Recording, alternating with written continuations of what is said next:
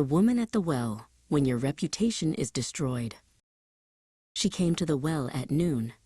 Women usually drew water early or late in the day, when it was cool and crowded. But this woman came alone, when the sun was highest and no one else would be there. She had learned to avoid their whispers, their stares, their judgment. Everyone in town knew her story. 5 marriages behind her, and now living with a man who wasn't her husband. Whether she'd been abandoned, widowed, or made choices she regretted, the verdict in people's minds was already set. She was that woman, the one people talked about and avoided. When she arrived at the well, a Jewish man was sitting there.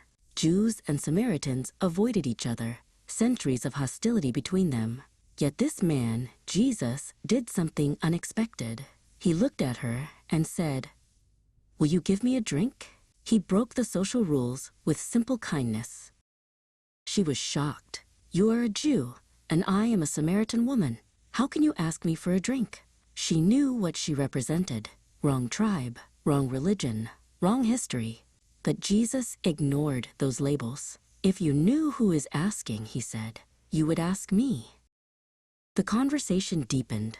Jesus said, "Go, call your husband." She answered, "I have no husband." Jesus replied, "You're right.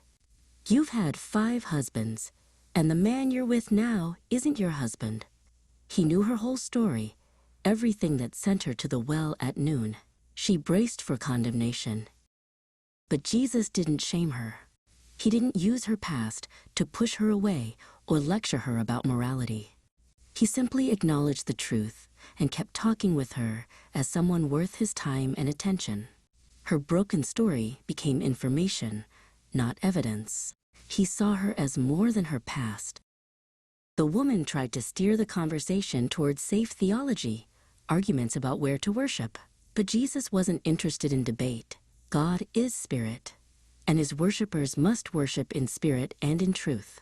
Then he did something remarkable. When she mentioned the Messiah, he said, "I am he."